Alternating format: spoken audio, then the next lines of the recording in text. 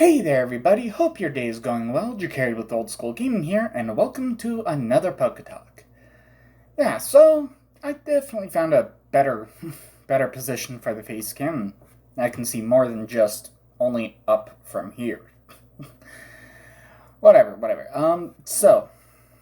With the game corner, yeah, I will definitely have to be purchasing Pokemon from there later anyway, because I mean, hell, the Porygon is exclusively only available there.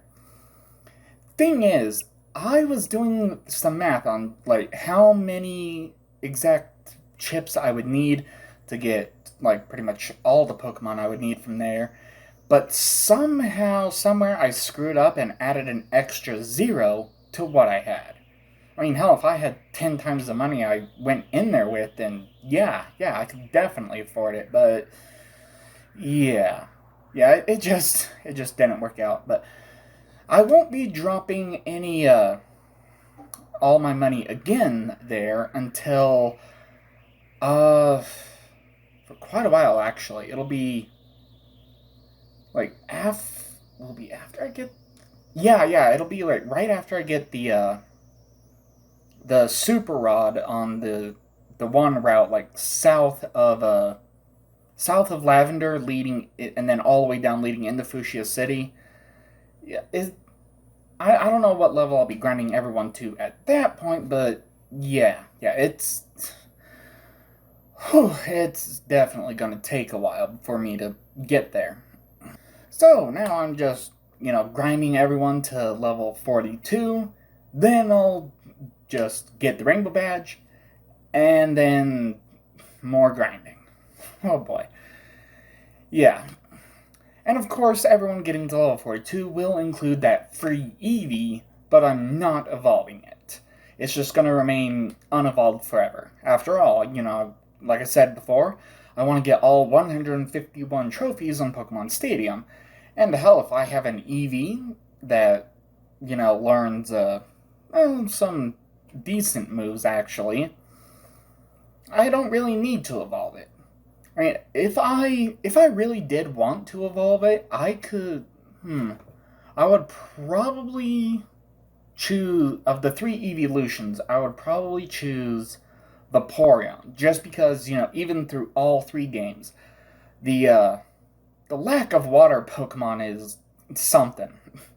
Now for all the TMs. Well, first off, it was TM13, which is Ice Beam, and TM29 Psychic are just going to be collecting Virtual Dust for quite a while. Whereas TM49, what was it, Tri Attack, that will eventually go to Abra. Well, rather, once it evolves. Because I don't think Abra can actually learn anything, even by TM. And while, I won't really be even using the evolved Kadabra until, well, after I'm in the Elite Four, yeah, it'll just be nice to, have, because, Kadabra doesn't actually learn anything other than Psychic-type moves, which is nice, but on the off chance that I might actually encounter another Psychic type, it's best to have a balance with at least one normal type attack. So, TM48 Rock Slide, it was blue, I wanna... Yeah, it was, blue. And, just went straight to Geodude. It's actually a pretty nice move. It's pretty damn powerful. Downside is it only has 10 uses, but, whatever. It's still definitely a worthwhile move to use.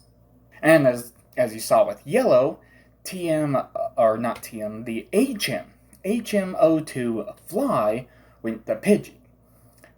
And right now, Pidgey is actually the perfect Pokemon to learn it because it's one of the only unevolved ones that can learn the Fly move, and also one of the ones that everyone actually has. Yeah, sure, Farfetch can learn it. I don't think Dodu can actually learn it, although I could be wrong. But, like Farfetch'd, Yellow doesn't even have Farfetch'd yet. And while I could wait until Yellow does get Farfetch'd, I just want an easy way to fly around now for everyone. Yeah, and that was definitely quite a bit to talk about here. I mean, hell, Rock Tunnel was bone dry empty of anything, and now there was plenty upon plenty to talk about. So let's move on to the three Pokemon, and uh I'm really running out of three that everyone has actually caught. So let's just start Doduo. I don't know, that free Eevee, and Meowth. Yeah, because everyone does have it, but yeah, let's leave Meowth for last right now. So Doduo. Doduo is actually a, pretty fantastic flying type. It's, I guess kind of similar in a way to Spearow, where it actually starts with flying type attacks, unlike Pidgey. And yeah, just like any other flying type, becomes super, super duper fast pretty damn quickly. And somehow, a bird with two heads mutates and grows a third head to become Dodrio. But then again, that's why I gave it the nickname Cerberus. And while there's nothing really, like super duper special about this bird, it's still technically a flying type, even though famously in the Pokedex it's terrible at flying. But hey, at least it's immune to ground type attacks, so yay, another flying type. Alright, enough about that one. Let's move on to Eevee. Yeah, so Eevee is actually very famous for having multiple evolutions depending on the situation. In First Gen, only three. There's Jolteon, Vaporeon, and Flareon, and I'll actually be talking about each of those individually in a later PokeTalk. Eevee, but, as I said earlier, the free Eevee that I got will just remain unevolved as is. While it's nothing, like super special, it does actually start learning some pretty decent moves. I mean, hell, I've only gotten it up to, Red at least has gotten it up to level 42, and it's already got, Tackle, Bite, Quick Attack, and something else I don't use. And, those, may not be the most powerful attacks of the game. For a little runt like this, it's actually pretty damn good. And hell, when I start going through the rotations, at least Eevee will be part of the teams. Unlike Meowth. So, yeah. There have actually been multiple times, and I'm sure the comment sections are riddled with people saying, why didn't you use Meowth? You could have used Meowth here. Meowth would have been in the lineup. I have a bit of a plan for Meowth, which will take place later, and I'll be more than happy to explain that in a much later PokeTalk. Like I said, once I, clear everything from the southern gates of Lavender Town all the way down to Fuchsia City, then I will, in the next PokeTalk, I'll definitely explain what in the hell I'm doing with Meowth. And, Meowth is, another normal type that, it actually becomes pretty damn fast, especially when evolved into Persian, becomes one of the absolute fastest Pokemon in First Gen, period. Pretty much nothing can beat this cat, at least in terms of speed. And there is, while, plenty of, there's plenty of fast, four-legged Pokemon, Meowth is unique because it learns Payday, which is a very, very handy move, and actually part of the plan I have for Meowth later, that every time it is used, whenever the battle ends, I can always just pick up money double to the amount of paydays that hit. And yeah, they have to hit. I can't just payday missed, and but I still get money for it. No, it has to hit. And it, every time payday is used, it is double the current level of Meowth. So let's say I got, Meowth, all three of them. Meowth is just sitting right at level 17 for now, which is the level Meowth learns Payday. And, let's just say, I got Meowth up to level 20. For every time that Payday hits, $40, $40, $40. And that may not seem like much, but then, next level, 42, 42, then 44, so on and so forth. And, it will definitely add up. Alright, so that is it, and I'm officially out of Pokemon to talk about now. Whew.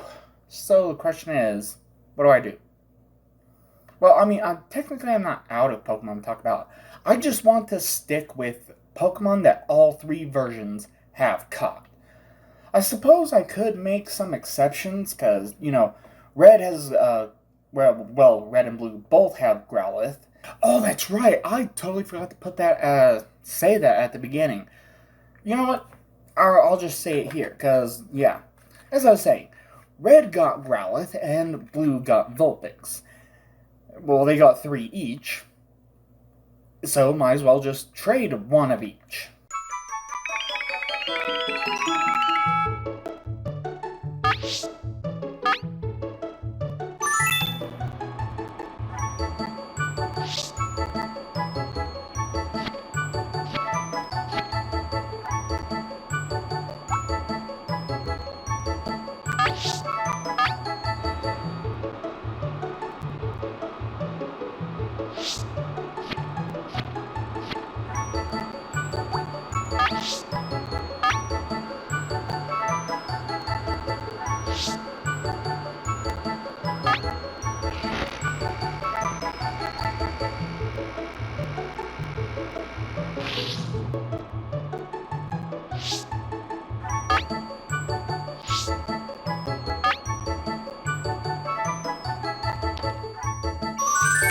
Yeah, and of course, they will be, holding on to their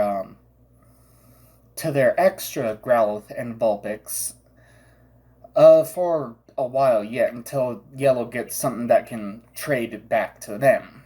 And as I was saying, I could always, make exceptions on what Pokemon talk about, even if all 3 versions don't have it. Hell, there's, like I was just saying, Red has, the extra Growlithe for Yellow, Blue has the extra Vulpix for Yellow. But then, I would still run out of Pokemon pretty quickly, because, next is the Rainbow Badge, then another grinding session, which would normally include another PokeTalk, then the Game Corner, and... Wait. Pokemon Stadium, of course! Okay, yeah, that might actually work out a lot better. Because in Pokemon Stadium, there was, there's 4 different tournaments. The first one I did was the, the Petite Cup. Which, of course, I had to use rentals, because not only was my roster a little anorexic, the learn sets were just nowhere near to a point where, yeah, I can definitely use this and win. And then, what was the Petite Cup. That was difficult, to say the least, but I, managed to pull through and get it done. Even if Unohana got a statue in there without actually having to battle. Yeah. Lucky little one there. And then next is the Poke Cup, which, the Pika Cup and the Petite Cup were each just, one, you just enter and win 1 trophy and done. Whereas the Poke Cup is actually 4 different tournaments, because you have to go through like the 4 different types of Pokeballs. There's, the Pokeball Cup, then the Great Ball Cup, the Ultra Ball Cup, and the Master Ball Cup. And I don't know, I guess you could say I am a little concerned. I don't know how, a team of 6 unevolved Pokemon are going to fare up against everything there. Although technically by the time I get there, I would want to evolve that one, the Thunder Pikachu into Raichu. Hmm. And, there's, a handful of Pokemon that don't evolve. Very, very small handful, but still. I don't know. I will definitely be looking at the different Pokemon I have, and not just what their learn sets are. That was my one of my problems in the Petite Cup, because I was only looking at learn sets. I wasn't looking at stats. With the Poke Cup coming up, and having to go through 4 tournaments, I'll definitely be looking more at stats than learn sets. I mean, learn sets will definitely come secondary, but stats are definitely much, much more important. And hell, I don't know, I'll probably take like the 2 top, because, you know, it, it's, you can use Pokemon from level 50 to 55, but their combined level is like, it's best to have like 1 level 55 and 2 level 50. So I'll probably just take, 2 of my best powerhouses and grind them up to level 55. Right, so yeah, for the next 4 grinding sessions, instead of PokeTalks, I'll be doing the different tournaments for the Poke Cup. And with that said, it's honestly, I don't know if I'm gonna remember to be able to say like, okay, at this point you'll be looking at this, and I'll be grinding everyone up to whatever level. Especially since, like for my timeline, it's gonna be like, no PokeTalk, Poke Cup, no PokeTalk, and then PokeTalk. Yeah, so for the next PokeTalk, I'll be keeping track of any HMs that I might find, any TMs that I run across, and going from there. So after the Rainbow Badge, as I was saying before I got distracted by my own train of thought, I'll be going through the Rocket Game Corner, and I'll be grinding everyone to level 45 before that. Fortunately, that will be able to include the traded Pokemon for a very short while. So I won't have to be skipping the traded Pokemon anymore.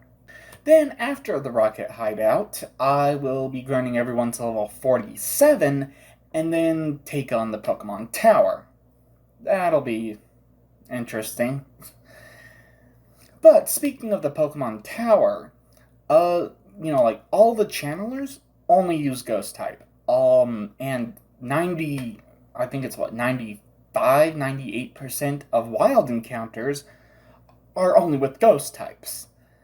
So instead of, like, skipping Pokemon because, they're gonna be unruly, no, I'm gonna be skipping Pokemon that only know either, just normal, fighting, poison, grass. Yeah, because those are the 4, poison would resist, fighting, poison, and grass, but due to the ghost typing, immune to fighting and normal type attacks. And I won't be able to run away from trainer battles. Plus, I definitely want to catch a Ghastly, and even if it's only like a 4 or 5% chance to encounter, I definitely want to catch a Cubone there as well. So, after Pokemon Tower, I'll be grinding everyone to level 50, and that'll be Yellow's indication to, find the 2 powerhouses, grind them up to level 55, and then that's the point in time where I will, go through the Poke Cup. In the red, blue, and yellow cartridges, I will be going through Saffron City once everyone's level 50. Which, of course, being level 50, I will have to skip over traded Pokemon. Again. But it will be the last time that I skip over the traded Pokemon, because after I clear out Silphco, I'll just be going straight for Sabrina's badge. And then I'll be able to control everyone up to level 70, so I won't have to worry about ever skipping traded Pokemon again. Then after Saffron City, it'll just be a quick grind to get everyone up to level 52 as I head west from Celadon City to get onto the cycling road. Wow, I've been going on for quite a while, I guess. Yeah, but there is definitely a lot to talk about with this PokeTalk. And hell, with the next PokeTalk, there's definitely going to be a lot to talk about, especially in, regards to the different TMs. And I don't know if I'll pick up HMs by the time the next PokeTalk comes around, but I don't know. We will see. Even though it'll be a while until I'll see in the next PokeTalk, well, there's still going to be more videos to upload. So, thank you all so much for watching. Don't forget to smash that like button, subscribe if you haven't, hit the bell so you can always be notified whenever I upload another video. And of course, have fun.